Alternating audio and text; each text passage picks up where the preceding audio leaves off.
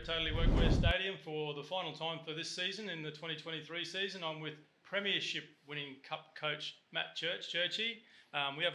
We've spoken since, but I haven't spoken to you really since the last time since you actually won the championship. So welcome to the show, mate. What's it feel like to be the Premiership winner? Yeah, thanks for having me on, Gav. Certainly an honour to put my name up next to John Lang as the last Premiership winning coach is something I wanted to do, and I was coming back to the club. It's certainly a goal that I wanted to achieve. I probably achieved it a bit quicker than I thought. I'm not quite sure I would have believed if you told me 12 months ago that we could get it done, especially with the turnover that we had. But I think that's the beauty of what we have done this year is it build a culture of connection and belonging and hard work, and we've got the results off the back of that. Mate, do you think you accelerate, like you said you didn't expect it in the first year, but do you think the program accelerated from where you were because of the staff that you had and the players that you had, that'll have an effect? Oh yeah, definitely. The players have a lot to do with the results. So yeah, to take away from anything that they achieved this year would be wouldn't be good for me as a coach. I was really happy with the quality of person that we were managed to put together as a group. They obviously can all play rugby league as well, which is a huge advantage. But I'm big on having good people around me and good people in the organisation, and we certainly did that with the playing group, and I felt like we did that with the staff as well. You know, having Jamie Feeney come on board, like Jamie and I knew each other, but we weren't mates or anything before we worked together. We've just worked seamlessly together. I knew Isaac from my time here previously, and Lambo came through as a Meninga coach, and I wanted to upgrade him when we lost Troy Geese. And Troy is a long-term mate and teammate of mine. When I played with him and his brother Grant, and I think Grant would be really happy with what we've been able to achieve. Of course. You mentioned that the team that you put together, so Shane Richardson, who you've spoken about before, had a bit to do with helping you to recruit as well. Yeah, definitely. Big shout out to what Shane has done to our playing group, like putting it together, but also just for me, like someone as a sounding board to bounce ideas off. Get some ideas on some players. You know, we had Max Lehman and Luke Bain coming out of the New South Wales Cup, and I probably didn't know a great deal about them, but Shane done some background and research for me, and a few other players that were like, okay, he's not our fit, not the kind of person we want. So yeah, big thank you to Shane for that mentoring me, and you know, when you can lean on someone who's had such an illustrious sporting administration career, then you know it's a huge benefit to a coach like myself. You've certainly been there and done it before in the big competitions as well. So as you say, a great resource to have by your side. Yeah, definitely. He hooked me up with John Lang we had lunch before Christmas, and John was really good. John sort of said to me, Matt, you don't have to win premierships every year, but you have to give yourself a chance to do that and take your opportunity when you did. And it's funny how things work out, and I think all of that led to the result last Sunday. Yeah, and on the result last Sunday, obviously it was a bit nip and tuck. You got to a reasonable lead midway through the second half sort of thing, and then I won't say held on, but did enough to win the game. The last penalty kick at goal that you took that was successful to get you 4 points in front. I've talked to many people. It's a split decision about who would or wouldn't have taken that kick. As it turned out, it was the right thing to do. Did you have that decision, or was that made on the field? Oh, it's made on the field. I've spoken to my senior playing group throughout the year that I'll trust their decision. As a coach, you get a sense of what's happening out there, whereas as a player, you get a feel of what's going on out there. I certainly sent a message down to the bench to say, hey, if they want an opinion, I'm taking the two and taking some time out of the clock. I thought that was vital, and now that I reflect back on it and look at how that ended, if we had have gone for the try and not got it, and been in a position where we had to give penalties away to save the game, they'd get a chance to lock up the game. And they had to throw that miracle play, and thankfully it landed short, and they kicked to probably the safest man on the park in George Jennings, and we created history. And they had a few opportunities late in that game, as you mentioned, in the last 5 minutes after you kicked that goal down your end to get the 2 points if it was the difference at the time, but it wasn't. So well done, mate. Yeah, look, I think, again, those things can go wrong, and if it had been a different result, people might have been asking a different question. But in the moment, you can only make the decision with the best feel or sense of the game that's going on. And I thought our defensive effort, we rattled the cage of Burleigh from the get-go, and I thought we were a little bit on a knife's edge with our energy, and we found out in that South qualifying game when you stop moving, they can score points on you in a hurry. So that was very mindful in the back of my mind. That experience going through that was to just go, let's take a little bit of time out of the clock and get our energy back, and I knew that we could defend it. I watched a couple of our officials. I was sitting up in the grandstand behind where you guys were, basically down on the field, the reserves bench, and I watched Brian Torpy and Keith Phillips pacing up and down. What were you doing in the last 5 minutes? There was a bit of shouting. You might have heard me. I did actually see it at one stage in front of the box, and I certainly, I like to think I'm a fairly externally calm person, but at times the emotion can get the better of me, and I understand that about myself. So I have to remove myself. There was a couple of pacing walks to the back of the box, and some frustrations at times of why did we, I guess that we had them on the rack. Jonah kicked into the corner, and they'd gone nowhere on 3 tackles, and then all of a sudden we tipped some guy in the head. So that the emotion of that is hard to withhold. But certainly, having watched the game back and watching the actions of Keith and Brian behind the bench, I think we've got a receipt from the Redcliffe Dolphins for the concrete being worn out behind the bench. Mate, you've had the week off after the grand final, which I think is a great thing. You're on to the national championships this week. How's that prep going?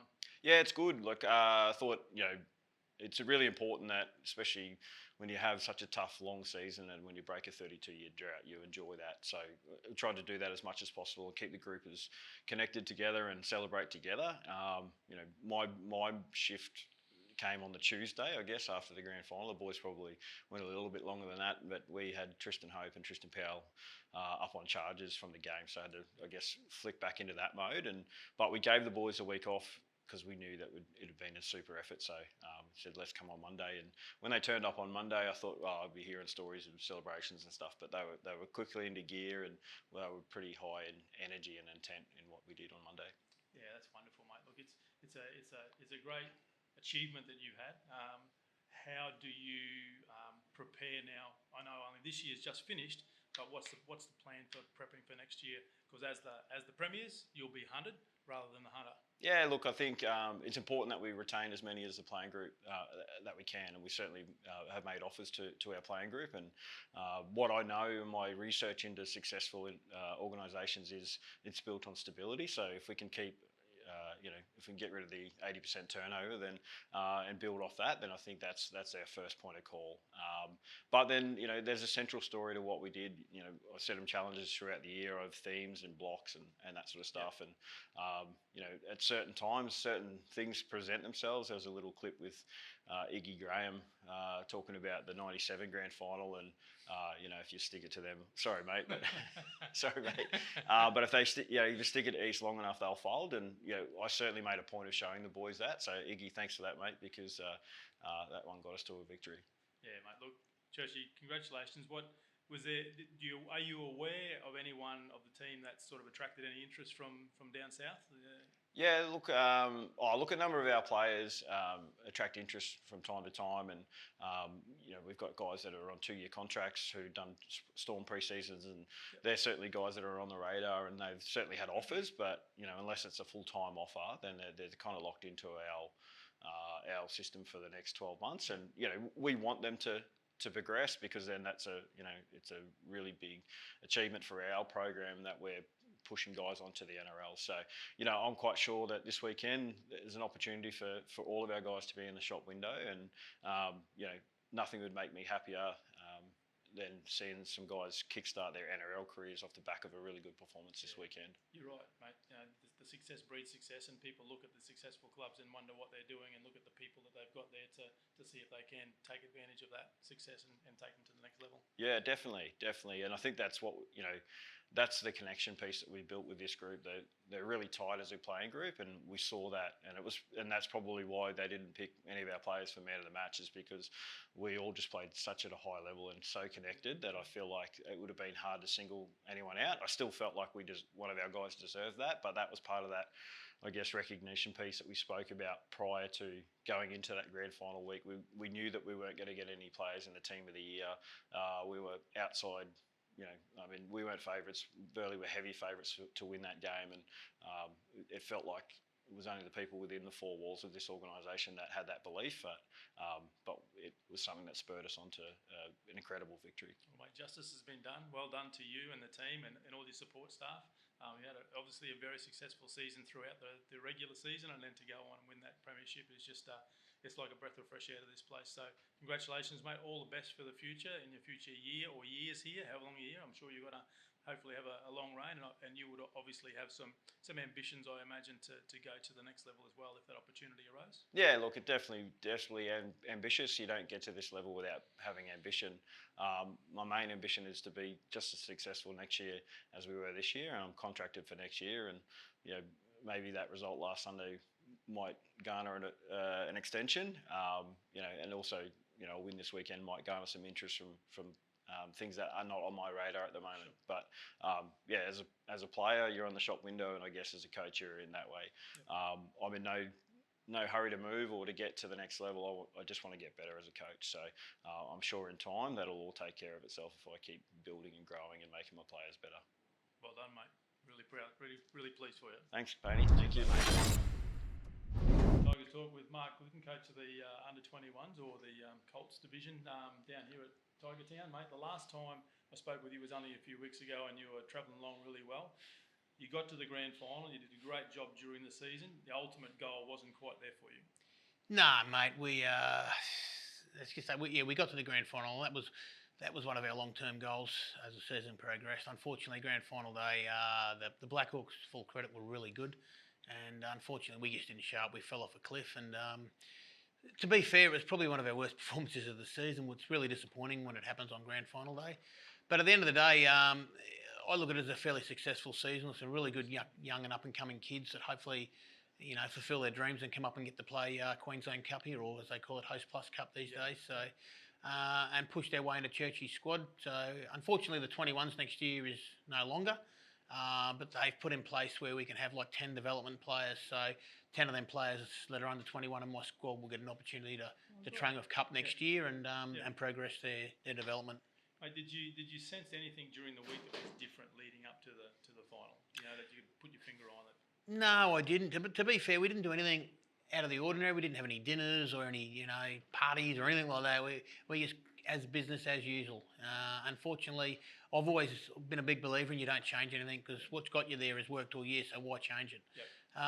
It was a surprise to me just as much as it was to anyone else that not just the way the game finished, but the scoreline was quite disappointing. A couple of blokes on the day just done some uncharacteristic defensive reads, things that hadn't happened all year. It's just, sometimes that happens. Sometimes you have a game where you have one or two off, and sometimes you'll have a game when you have 12 or 13 off, and unfortunately that's what happened to us. Do you think subconsciously it might have been the pressure of the situation for some of those players? It could have been. If it did, I didn't pick it during the week, and I certainly didn't pick it on game day. I thought we were nice and relaxed. The bus trip up there was good. Everything was good. It's just, there's an old saying, Jack Gibson said we were riding it up until the national anthem. Well, we were somewhere along that. So. The national anthem? Did they play the national anthem? No, it's actually, I think it was Welcome to Country. Yeah. We were in it until Welcome to Country. So.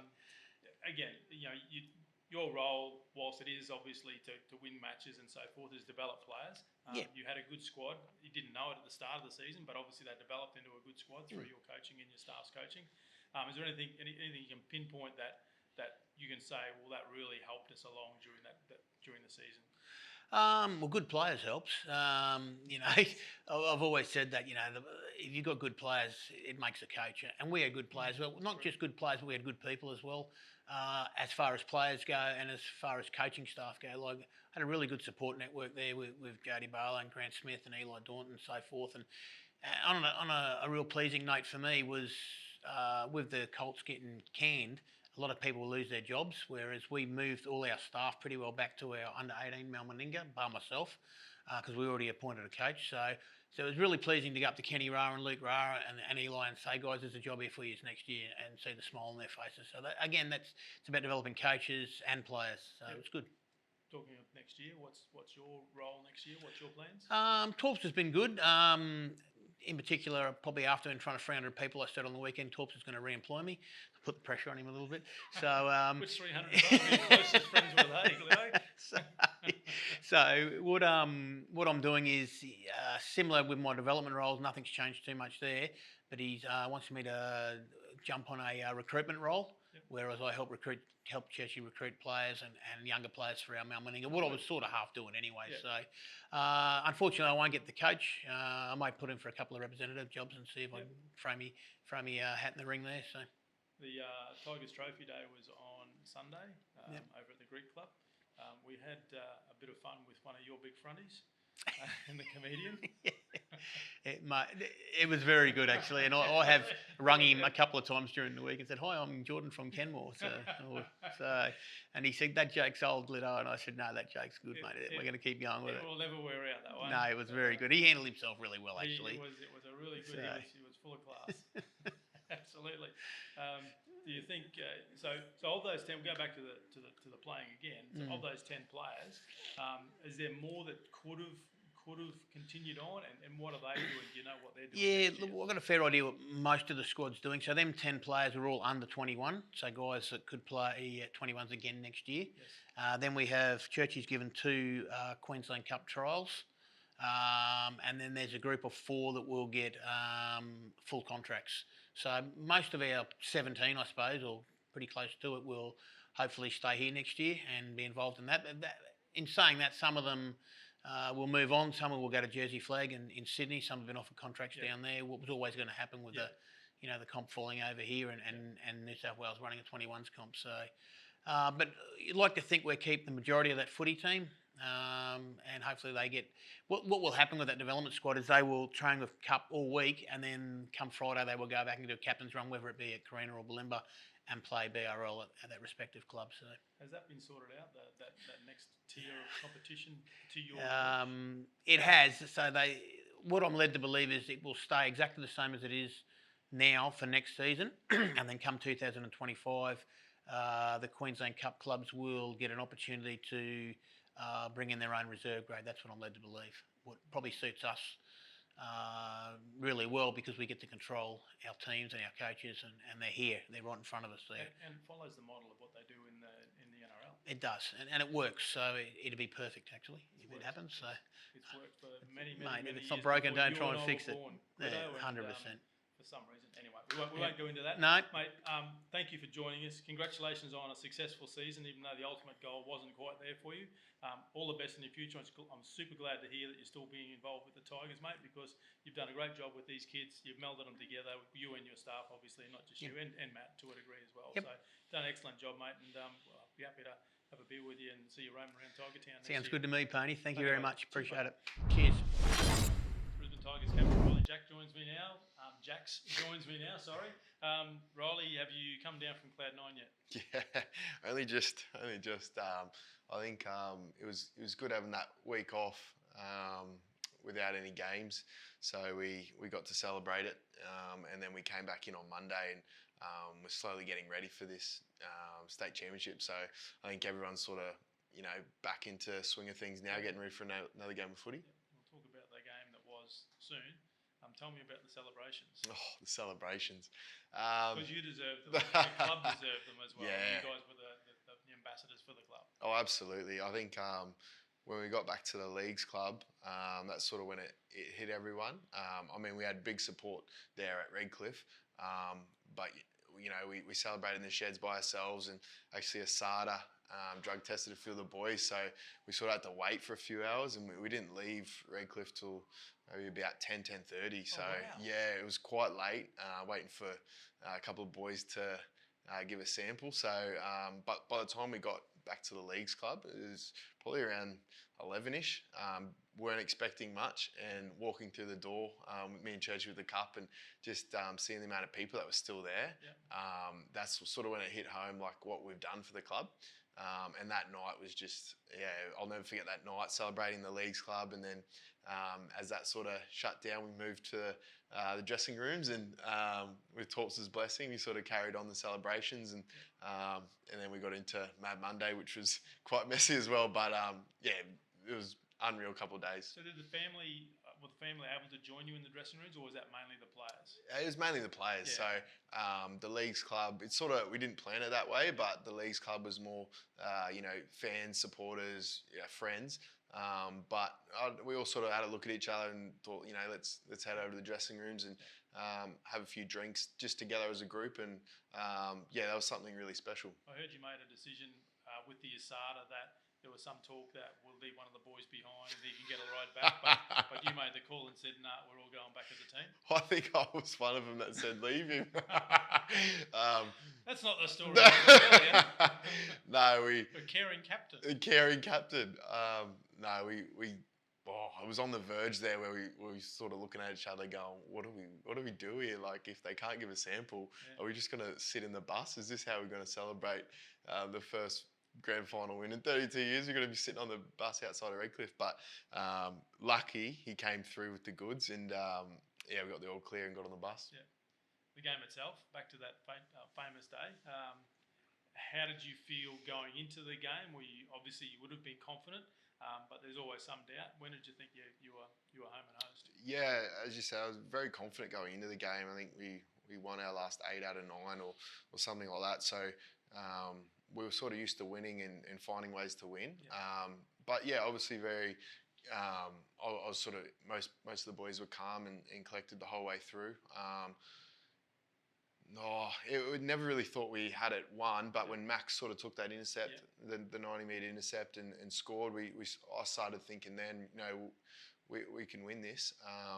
And then I just sort of felt like our defence has been good all year, and I sort of backed ourselves to defend 22 points. If we can't, defend 22 points, we probably don't deserve to win. So we sort of backed our D, and then when the whistle went, it was just pure emotion for everyone, really. It was quite a special moment, that. It was a wonderful moment, wonderful for all the supporters. I talked with some folk here, Keith, and talking to Brian as well in a little while as well. So obviously those folk, and I can't leave Matt out as well, obviously, and his support staff. So they've been fantastic. They've given you basically everything that you needed to be successful. Yeah, mate, they've been outstanding. It was a brand new group that rocked up in November last year. Yeah, so for what they'd done, and I think I said it in the presentation at the end, what Churchy did with this brand new group.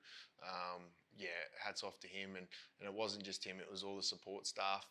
They were all new, so they all had to buy in, and we had to bond quickly, and then. Yeah, obviously, blokes like Torps and that have been around the club for a very long time, and it was very special to win it for them, and seeing all the board members crying, that was it was quite a good feeling to be able to deliver that for the club. Was there a time during the season where you sort of, you said you got a new group together? Obviously, it takes a while to meld that group and sort of start to play the same game, if I can use that terminology. Was there a time in the season where you really thought we can go somewhere this year? It was sort of a feeling throughout the year. Even before the season started, I was confident with the squad we had. I kept saying to Churchy all through the year, we just needed to hit our run at the end of the year. Like, we just needed to time this right. And then it all started clicking into place with that. Our last few months of footy were really good, and we're all starting to gel. Defensively, we're sort of always quite a good defensive team, but then our attack was the big thing we had to work on, just with all the new combinations. But yeah, probably a few months out is when I started to think we could do it. Winning those close games, probably didn't give the people sort of setting the market or whatever, that didn't give them confidence, but it gave us confidence winning those close games by 2 points. And I think there was the Capras, not the prelim, another game here during the year where we won it by 2 or whatever.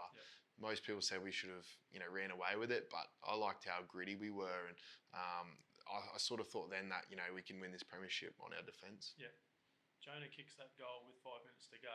I talked to Matt again earlier today. He gave me a story about who makes the decision. He said it wasn't him. Who was it? It was me. It's been like that all year. Churchy leaves those decisions to me, which is sometimes good, sometimes bad. But that game or that decision, I actually did look to the coach's box. I didn't all year, but And it was quite a big call to be made. But we shared the same belief there. If we go to 4 points ahead, and we back our defence like we've done all year, and when you're up by 4 in defending a line, it's different. You can lay on them and give away penalties. But if it was, we're only up by 2, you can't really give away the penalty. But I didn't at the time. I didn't think it was that big a decision until everyone sort of spoke to me after the game saying, "Oh, that was a gutsy decision." It was just heat of the moment. I just thought kick the goal and back our D. Well, you're the captain, mate, and that's part of the role of the captaincy, and that you are tasked with making those decisions. Brilliant decision. 5 minutes to go, I would have gone for the try, and I've talked to many people, and there were varying opinions. You made the right call. It didn't matter in the end that you had a bit of time down their end, or they were down your end, and potentially you gave away a couple of penalties that you could afford to. Otherwise, it's a drawn game, and you go into extra time potentially. So well done, mate. Congratulations. That was a really, really gutsy call, and the right one as it turned out. No worries. Thanks, Paney. Have a good time. Yeah. Cheers, mate. Back with Tiger Talk again. I've got President of the Brisbane Tigers, Mr. Keith Phillips, with me. Keith, can you believe it? No, Gav, it's a bit of a miracle, I suppose, in some ways. But I've been here for about 13 years and been in 3 grand finals previously, and to get across the line this time, very pleasing. I know how you feel. I was involved in a couple as well. It's been well documented throughout the course of this year, unfortunately. Churchy reminded me again in an earlier interview also. But it's great. It's great for the club. It's great for Matt as well. And it's great for the people and the supporters particularly who have stuck around for the 30-odd years since the last premiership and kept supporting the club. Yeah, that is very true. There's a real staunch number of people that are down on the sidelines week in and week out, and their enthusiasm for the club, as well as my own and Brian's and everybody involved in the committee, has that same enthusiasm. And on Sunday night, when we came back from Redcliffe, the boys walked through the doors with the trophy and the jersey still on. There was an enormous number of people inside. People shaking my hands. Some of them I can honestly say I don't know, but they come up and congratulated me and congratulated the club, and it was a wonderful thing. Mate, you didn't know or didn't recognise them because of the amount of alcoholic beverages that you'd sunk that day, or? No. At that stage, I hadn't had too many at all, Gavin. But they're just people that just come out of the woodworks, and of course. they honestly support us because they got our gear on and sat here and waited patiently for our boys to come back, because there was a little bit of a hold up at Redcliffe with Asada. Oh wow! When really? the boys walk in from Asada, you know that you can't leave. And Reilly, the player was going to stay, and Kevy was going to drive him back, and Reilly said we're going back as a team. Yeah, fair enough. The funny story with the Asada, we very rarely in my playing days got drug tested, but one day they came in, and I think Dave Eckert was one of the guys that was getting drug tested. So he held on for as long as he could because we were feeding him beers so that he could fill the jars that he needed to fill. Well, he filled them 10 times over, I think, when he finally decided to go. So funny little story. You get all those little anecdotes. Yeah. There was one poor fella that couldn't go, but that's the nature of the game. Yeah. Mate, I talked to Matt earlier as well. I was watching you, and I've spoken to you about this before off camera. Redcliffe have got a claim in for the wearing of the concrete behind the reserves bench on the day. Have you seen that yet, and have you paid them? No, I haven't paid them. They need to talk to the cameraman because he kept walking back and forth. So me and Brian kept moving, and the girls behind us that play in our ladies' side kept reminding me and Brian, can you stand still?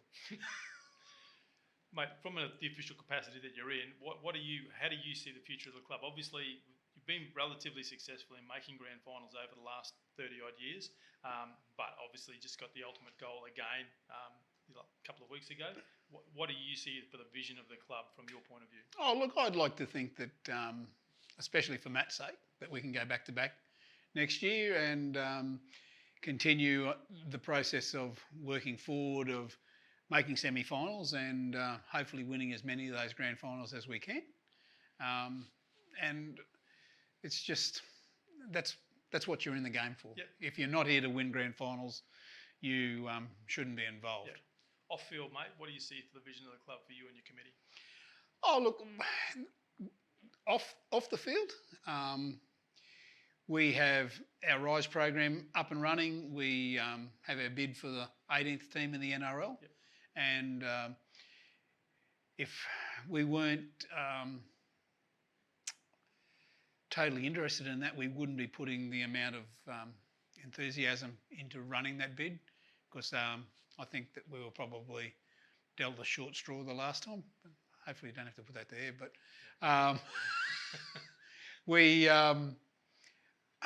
we're very enthusiastic of being the 18th team in the competition. Yep. I think we financially we can meet all the requirements, and we don't want to play here. We built this facility that we've got at Langlands to be a training venue, and play probably 8 games at Suncorp and another 4 games throughout Queensland. Yeah, look, it's a great vision. The club has been very successful. You've waited a long time for that success, as has everybody here at the club as well. It's in the old analogy, it's a team effort, obviously, and it takes more than the players to win. Obviously, they're the key role to it, and the coaching staff as well. But the backroom folk as well, and the hierarchy and the staff throughout the club obviously contribute to it as well. Oh, look, you're dead right there. It's a whole of organisation approach. It's not one individual. It's not myself or Brian. It's not Matt. Yep. It's Matt, his team, my committee, and of course the players. The players are the most important thing, and giving them the best facilities we can give them, and the best opportunities is the other aspect. Keith, thank you for coming and having a chat with us.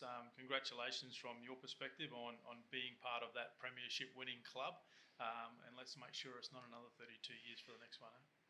I hope not. It's another 32 years.